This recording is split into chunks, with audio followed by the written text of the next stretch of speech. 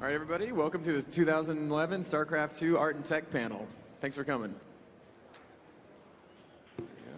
My name is Alan Dilling. I'm the lead artist on StarCraft 2, and today we're going to show you some cool stuff we've been working on over the last year for Heart of the Swarm. First, I'll introduce you to our cool panel. We have Steve Provost, one of the next generation of younger artists at Blizzard. He's already made his mark. Basically, all the crazy, gooey, bloody deaths you've seen in the game, it's all his handiwork.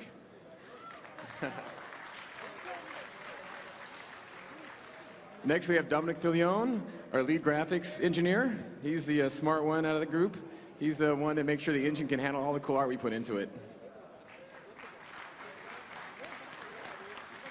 And lastly, we have Phil Gonzalez. Hello, Blizzard Convention. Phil's a veteran on the team. He's been here for quite a while, and basically every unit, multiplayer campaign goes through his sweet, lovely hands. All right, so first we're going to talk a little bit about the art style of Blizzard, just to kind of catch you up on our philosophy. We work really hard, we're very passionate about everything, and we want to play in these worlds as much as you guys do. So we work really hard trying to come up with epic ideas. This is really the start of it, like the core concept of what makes a unit cool, what makes the universe cool, what adds to the game itself besides just the gameplay mechanics.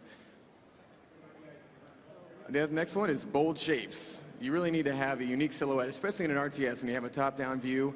It's really hard to see the units. You know, there's 300 Zerglings on screen all over the place. You got to be able to pick out the infester. So having a unique, bold shape that really shows off the unit well is really important. And of course, crisp and colorful textures. You know, we're known for not doing realistic stuff. It's a little more on the flavorful side. You know, lots of color, and again, with the crispness, you can't get too much detail since the units are smaller, because when you zoom out again to the RTS view, it gets kind of busy, so you really need to kind of complement the bold shapes with details, but you can't get too much small stuff in there. And of course, to bring it to life, dynamic animations. Again, you're not going to see like uber realistic motion capture stuff with our animations. We like to do it by hand, keep it kind of stylized, a little bit over the top, and just basically have fun with it. So now on to the multiplayer units. I don't know if you guys have seen them on the floor out there, but we have a bunch of new units for all three sides, now with 5,000% more super badassiness. And some of these units are still a work in progress, but I'm really proud of what we have so far on the art and design side. We've been playing The Office, we've had a lot of fun. The art looks amazing, these guys have done a great job. And it's kind of a fun thing too, because we work hand in hand with the designers. Sometimes we get certain things from them that say, hey, we need a small unit, and it's got a grappling hook, and it flies. We're like, okay, cool, and we'll kind of go off, we'll start pushing it more, like, what if it has 2 grappling hooks, or it's got laser grappling hooks, or, you know, instead of flying, it's got, you know, giant legs, and we kind of try and push it back and forth a little bit. Other times, we actually get stuff in that just seems cool to us, and we're like, hey, like, we want a giant robot in the game. Like, the Thor is a great example. We went to the designers and they said, hey, you know, giant robot, it's got huge guns. Like, they're like, what does it do? I don't know. You guys figure it out. It's just cool. Like, who doesn't like giant robots? So that's a good unit. That's a good example of basically them putting in cool stuff on our side and making it work in the game really well on the mechanics side. And actually, some of the stuff you're seeing here today, the design came in recently, so some of the stuff we made literally like 3 weeks ago. In fact, last week we were still doing some tweaks, so it's really fresh. All right, first we'll start off with the Zerg. Heart of the Swarm is a Zerg-centric expansion, and one of the new units is actually called the Viper. Now this is about 3 years old actually. It's a development video we had internally. We really wanted to have a cool snake-like motion for one of the characters. And again, we didn't know what for. We said, hey, that's a cool concept for Zerg. And so we animated this guy, we put him in, we were playing around with it, and it came down to, we just didn't have the tech to really pull it off so it'd be dynamic when it moved around in the level. And so we said, okay, we put it on the shelf and we'll come back to it, and you know, luckily a couple years later, we get to put it back in. And so we started reconcepting the overall look of it. And you can see Sammy, our art director, drew this, and at the beginning it was a little more of a kind of a scorpion look, kind of a muta tail in there. More concepting, kind of flesh out the colors and some of the details. You see the changes in the head and the arms. And then you have the final model, which looks amazing, I think. And you're not going to see it animated here. I'll show you in a minute because it's dynamically animated, but this guy is the epitome of a cool, creepy Zerg. Like, you don't even want to click on it. It's so disgusting. And that's what we strive for, basically. Here's a couple of them in motion. You can see how their tails work, and when you click around and do 360s with them, they'll actually follows you perfectly. And of course, a lovely environment from part of the campaign. Little sneak peek.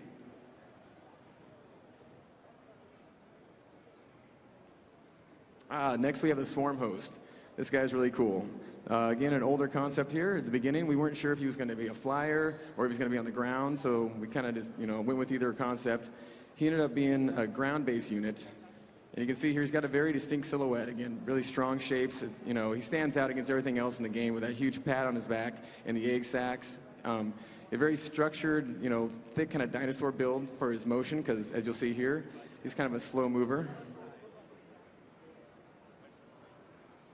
And you see they come in, basically they burrow and they unleash these little critters called locusts, and they just tear up your bases. So Terran players are going to hate them.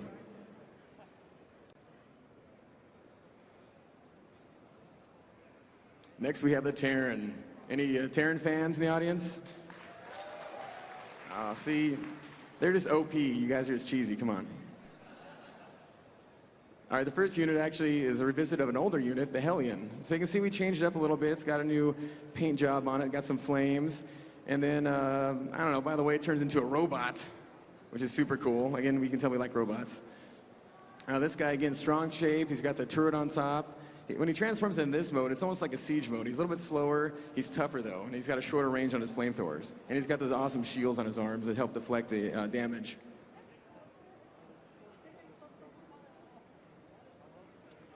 Here's some in the base transforming. And basically, this is the last thing a Zerg player sees before they GG.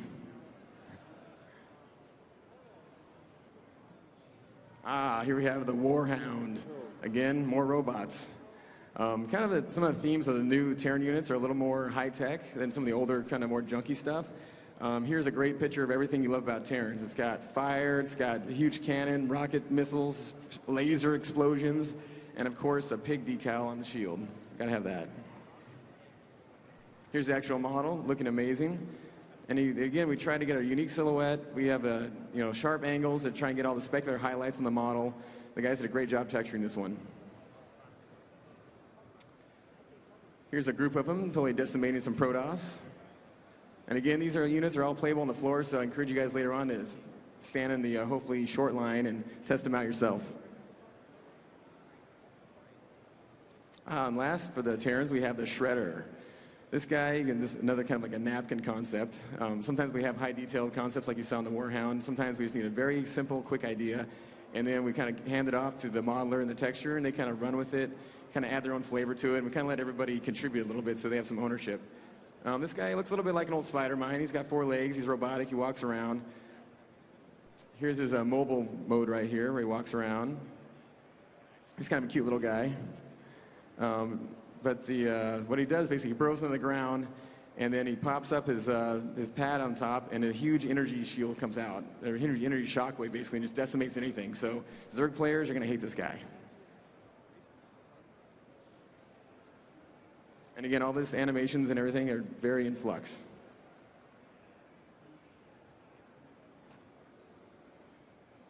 My favorite race, the Protoss. There you go. So we did a couple interesting things. For right now, we're actually taking out the carrier and the mothership on the multiplayer side, and it's going to replace him with this guy. So he's going to be the new capital ship.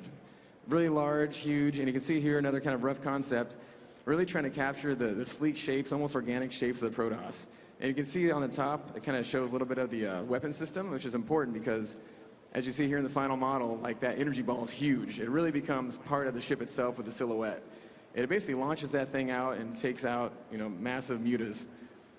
This guy has an interesting history too, because he started off as a Dark Templar theme, so he had more of the silver and green colors, and we're trying to balance out the armies just visually. And then, we decided, hey, screw it, he's going back to typical Protoss, traditional gold colors. And often that happens during development. We'll switch back and forth, test different things out. Here you can see him totally decimate a whole bunch of mutas. Yeah, I love this guy. Now here's another old development video. This guy back in the day was called the Star Relic, and it's probably about 3 or 4 years ago. And we just wanted something cool. We didn't know exactly what it did. Just, hey, awesome, robotic, techno-magical looking Protoss thing. And there was no role for it basically in the Army. So every time the designers would be like, hey, we're going to put in this flyer or this caster, I'd be like, oh, dude, come on, use this, and I'd pull it back out every time. It was almost like a joke. And so finally, there is a role for it as a caster in the Heart of the Swarm expansion. And so here's the final model, again, looking much better. And it's interesting, this guy actually started off with the gold colors at first, and once we switched the Tempest over back to gold, we said, well, we got to have one Dark Templar new unit in there, so we switched this guy over to silver. I'd like to say we spent a lot of time thinking about it, and it was this huge deliberation, and we're very smart about it, but it took about 5 minutes, and we're like, yeah, that looks cool. Ship it. So this guy's really fun. He's actually kind of a harassment unit with these cool spells. Like, he can put shields on your minerals so you can't mine, so that's going to be pretty evil.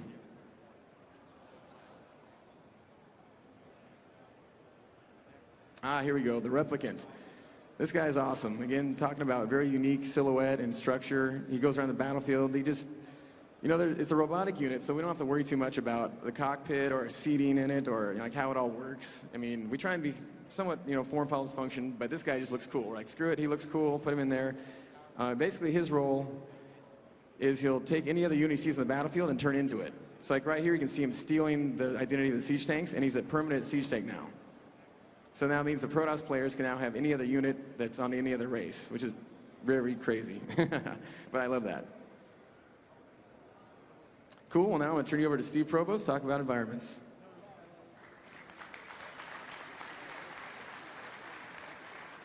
Hi, I'm Steve Provost, a 3D artist on StarCraft 2. I'm going to show you a few videos of some of the new tile sets that we're working on, and then talk about some of the philosophies that we had going into this project.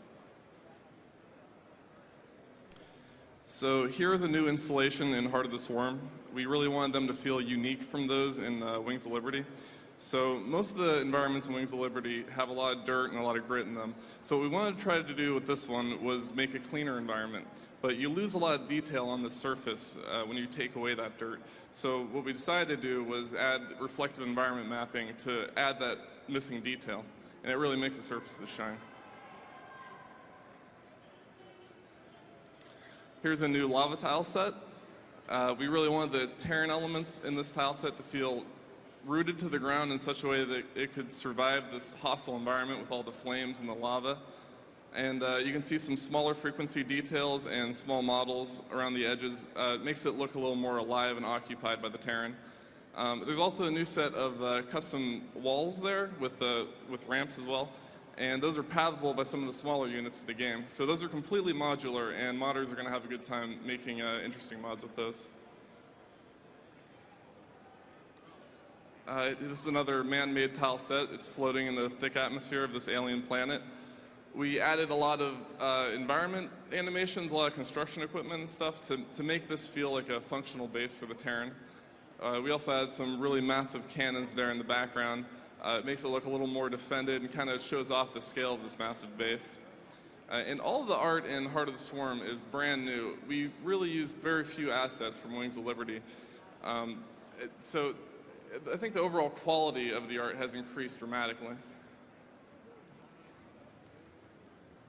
Okay, here's a new ice tile set for Heart of the Swarm. Sammy, our art director, really wanted to add a cool ice tile set for the fans. And so we spent a lot of time doing different iteration on ice and different styles and shapes and different shaders. And one of our artists came up with a really cool model, which was blue, cyan, and purple. And we really liked it, so we applied it to all the assets on the stage.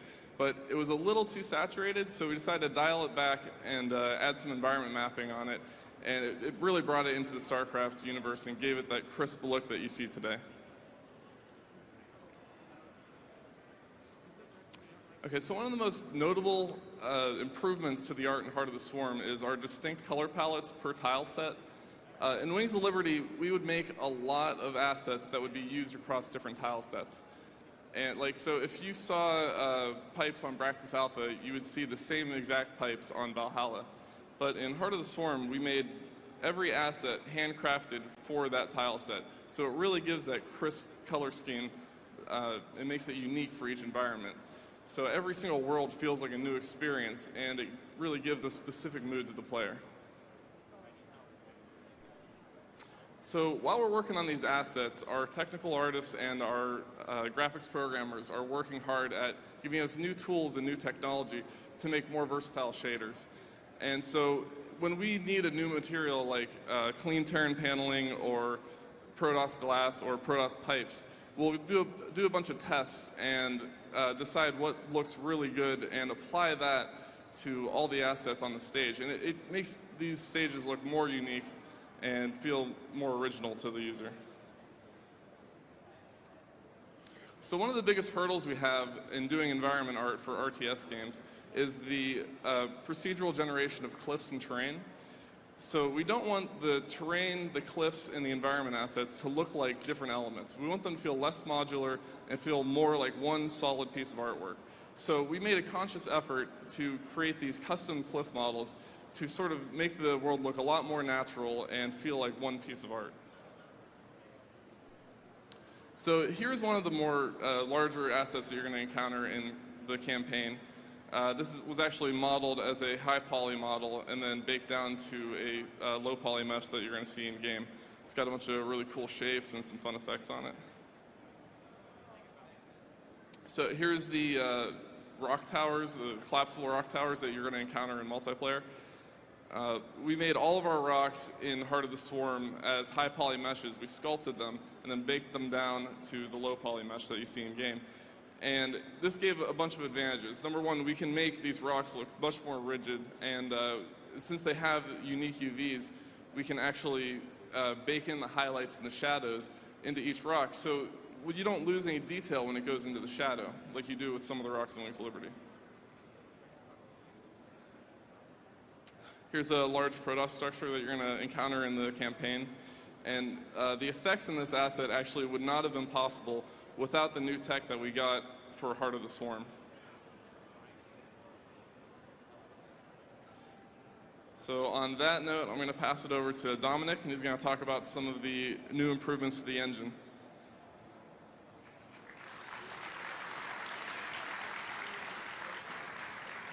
Hello, Blizzcon. I'm Dominic Filion. I'm a lead software engineer for the graphics team on StarCraft 2. And what I want to share with you today is how the graphics in StarCraft 2 has actually evolved over time. Now, does anybody in the audience remember seeing screenshots of the first StarCraft in the alpha version? Anyone? Yeah. So if you remember, we got some of those here. Back in those days, everybody hated that. That was the left side picture, right? So everybody hated the picture, and we had to go back and actually change the look of it and actually make it look much better. So you might be wondering, did we go through the same process with StarCraft 2? And yes, we did indeed. So what I've been doing is for the past 6 years, I've been secretly stashing old builds of the game on my personal computer just for this day. And today, for the first time, I'm going to show you very old footage of how StarCraft 2 came about and how it looked in the early beginnings. So let's go back to the archives and see what that looks like.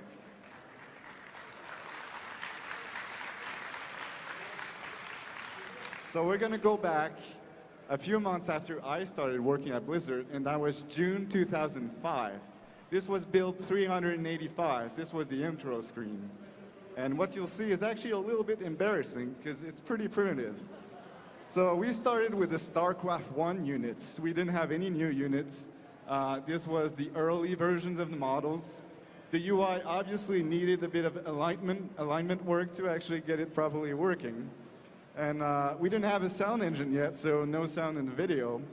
So all we did at that point was just getting the old StarCraft 1 stuff actually working. And the explosions were absolutely awesome. So if we move a bit further off, that was a year later, 2006. So now we actually put in something that would look more like a genuine model of the game. We had a cliff system that was put in, some basic lighting. We were kind of experimenting with the Terrans at this point. I think, let's see, what did we have? We were putting in some new units, if we're going to see in a few minutes. Yeah, it's not there, but we put in the particle systems, which would allow us to show actual blood coming out of Marines and all that kind of stuff. So that was our first version of that. And then this was a couple months later. So this is when we actually started putting in new units. And some of the units you'll see today have actually been either heavily modified or they're actually gone from the game. So there's the Guardian in there, there's the Cobra that has changed, the Thor was much bigger back then. So we put in some special effects and some beams at that point, and the explosions were actually a little bit improved. At that point, where were we? I think, oh yeah, we started working on the Protoss, the early version of the pylon energy grid we put in. We had our first experiments. You can see some Dragoons that were still in the game back then. The Purifier, which is one of the units that we subsequently killed. And this is what Creep looks like when you put a bunch of programmers in a room without an artist to actually give them direction. But we had our first version of the Creep at a prototype stage at this point. Moving on, 2006 in October, this is when we put in the glow tech in the game and the high dynamic range colors. So we started putting beams as well and all sorts of cool effects and actually getting something that looks a lot closer to what we have today. What you see here is actually the old Archon, which was much bigger, and you could actually spawn it by just merging 3 Templars together. This is the mechanic we subsequently changed.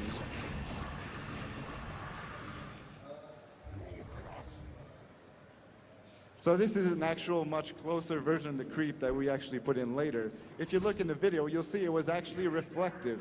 This is something we changed afterwards because it was kind of slow. The Creep was pretty slow, and it was kind of distracting to actually see twice the same unit on the same screen.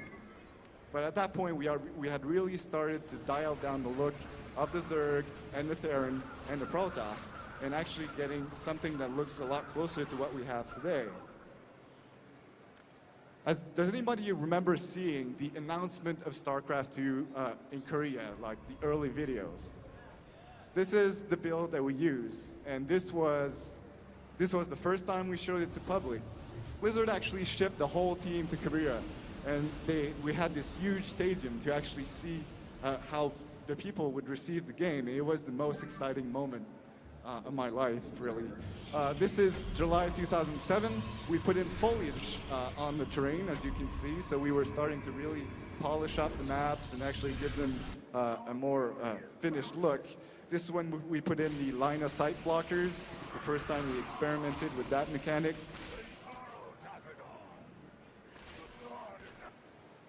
And then a few months later, October 2007, we put in scorch marks underneath buildings, kind of little polish items to really kind of anchor buildings to the terrain and actually give the final look for buildings. So at that point, we were actually quite close to the look of the game that we have today. But this was 2007, so you're probably wondering what the hell have these guys been doing in just 3 years between shipping. Well, we optimized the game, and we fixed some bugs, and we worked on the single-player campaign. That was 2008. And then in 2009, we optimized the game some more, and we fixed more bugs, and we worked on the campaign some more, until 12,000 builds later, we shipped version 1 of StarCraft that we have today. So let's move on to Swarm.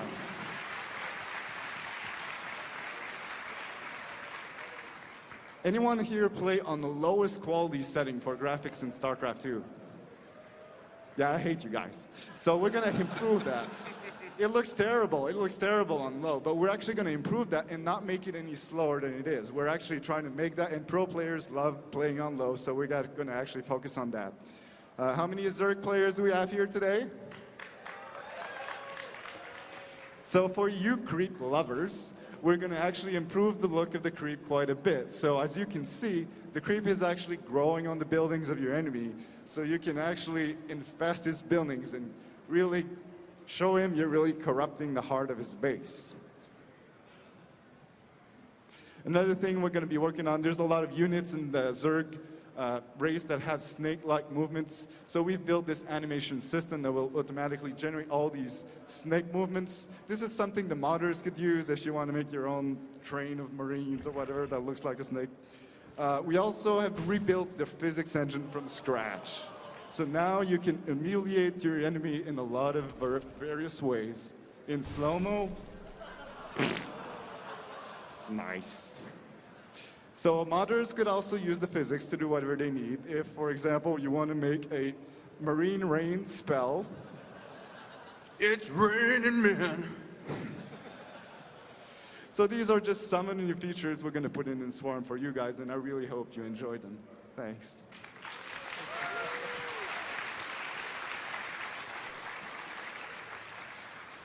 Just give it all to me. Hi guys, I'm Phil Gonzalez, and I'm going to talk to you guys about what we've been doing on StarCraft Dota, or Blizzard Dota, I should say. Fired. Blizzard Dota is a lot of Hey. Blizzard Dota is a lot of fun for us because we focused on the military campaigns of StarCraft 2, and we were really focused on having large armies, massive amounts of units, and we weren't focused on heroes. So Blizzard Dota gives us the opportunity to shift that focus and actually play around on the other end of the spectrum, where we have really cool, polished hero characters, among other things. One of the things we're trying out, and you'll know there's a difference between the map from last year and this year, is that we're playing around with the cyber world idea. And the main idea is that this world is a gaming planet, and all the heroes are being abducted or incorporated to provide entertainment. The world we're trying to experiment with will also have a replication of terrain and areas we're familiar with, so maybe we'll see Sanctuary and other worlds from Blizzard universes. Another thing we changed from last year was the creeps. These guys are the numerous minions you'll be fighting as your heroes.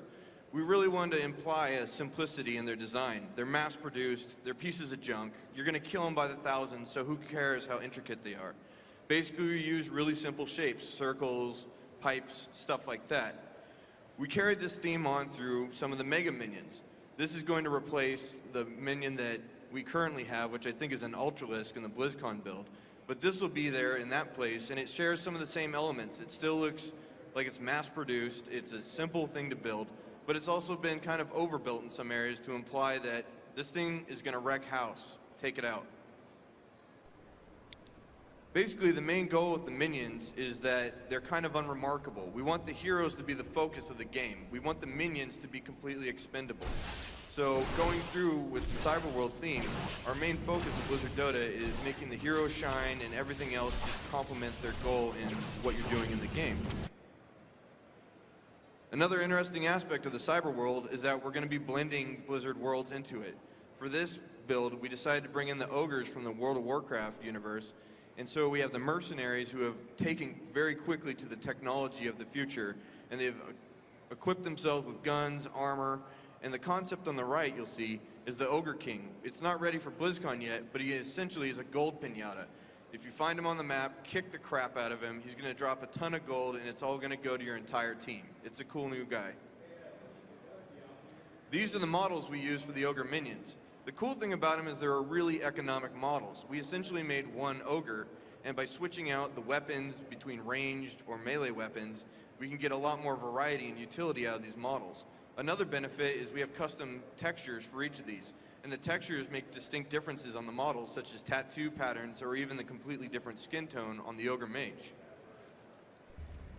This is just a quick example movie, and if you're in the last panel you saw, the way the ogres work is they have camps around the map, and when you defeat them, they'll swear allegiance to your team, essentially replacing some of the mass-produced minions with sturdier, more honed fighters that will actually fight for you. It's pretty cool. And it takes a while. Just keep watching. It's hammer time. Man. This is the Goblin Shop. We knew that we were going to be redoing the item shop, and we decided what would be a good fit for an item merchant. Naturally, the goblins came to mind once again. They're prolific, they'll pop up anywhere, they're like cockroaches or whatever. So basically, they've taken over the cyber world's merchant needs, and they haven't really adapted that much. It's still the same shoddy goblin construction we know and love. It's a fun piece, and it really adds a lot of flavor to the serious tone of the cyber world. This is a concept for Lord Order. When we showed Blizzard Dota last year, instead of Lord Order, we had a King Tower as the final objective. We decided we could add a lot more character to the game by adding Lord Order, implying he's more of a galactic overlord and that he's part of the acclamation of the heroes that are fighting. We wanted to give him really powerful, sweeping kingly gestures to imply that this guy is badass until he gets beaten up by 5 heroes. When we started developing Blizzard Dota, we started with things we already had. Kerrigan was an ideal candidate. She appeared in Wings of Liberty, and she essentially already had every function we needed to start making heroes.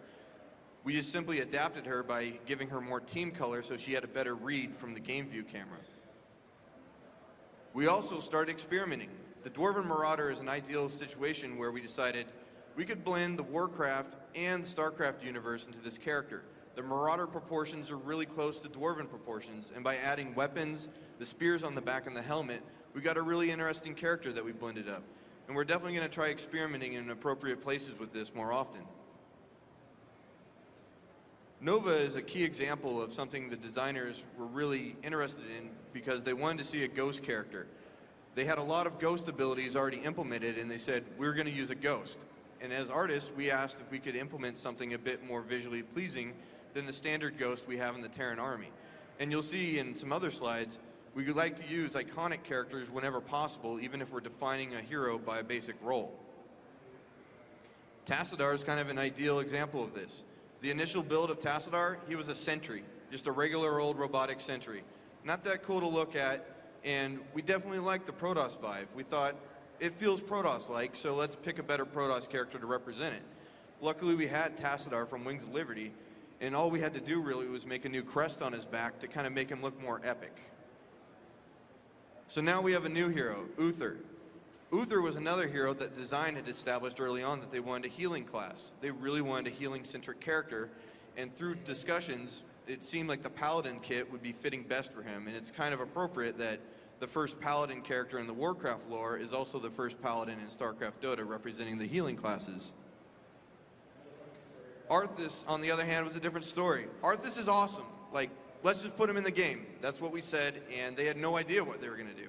There was no design agenda for a Death Knight, but the art was there, and the art had a lot of potential. So, in a kind of backwards fashion, the art came first, and then design decided to make some really cool Death Knight-centric abilities to make Arthas work. Thrall, once again, shifts over where they had a shaman character type. They said, we want to use Bloodlust, we want to use Totems, we want to use Lightning Shield. Naturally, we decided, let's use our most well-known shaman character, and we picked Thrall. When we picked Thrall, though, we already had a character that was an orc, the Blade Master. And so we decided to make Thrall a bit more distinct and change his silhouette by mounting him on a Cyberwolf.